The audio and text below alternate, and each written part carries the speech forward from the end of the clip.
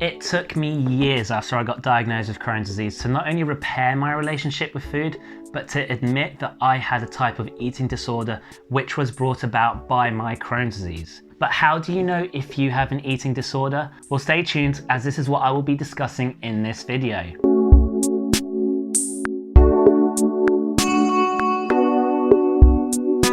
Welcome back to my channel, the only place for Crohn's and colitis tips, tricks and information. So make sure you subscribe to my channel and hit the bell to be notified every time I post a video. And if you want to join the exclusive community of people who not only receive my own personal tips and tricks, but lots of free content, then make sure you sign up to my newsletter by hitting the link in the description box below. So if you haven't checked out my other video on if Crohn's disease caused my eating disorder, then make sure you check out this video, and you can find the link to that in the description box below. So make sure you watch that and then come and watch this video. So an eating disorder is when you have an unhealthy attitude to food, which can take over your life and make you ill.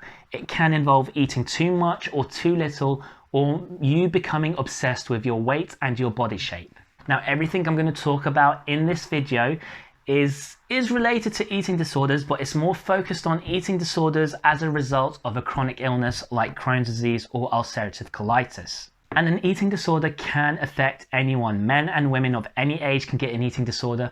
So if you or people around you are worried that you have an unhealthy relationship with food that's affecting your eating habits, or if you're worried you could have an eating disorder and not know about it, then these are the following signs and symptoms to watch out for. So number one, you spend a lot of time worrying about your weight and your body shape. Number two, you avoid socializing when you think food will be involved. Number three, you eat very little food. Number four, you deliberately make yourself sick or start taking laxatives after you eat so you don't put on weight. Number five, you start to exercise too much or obsess about exercising a lot. Number six, you have very strict habits or routines around food, and this can look different for everyone and can be quite hard to identify. And number seven is you have changes in your mood, like you can become very antisocial and very irritable. But you can also notice physical signs, which can include feeling cold, tired or dizzy all the time. You may have problems with your digestion.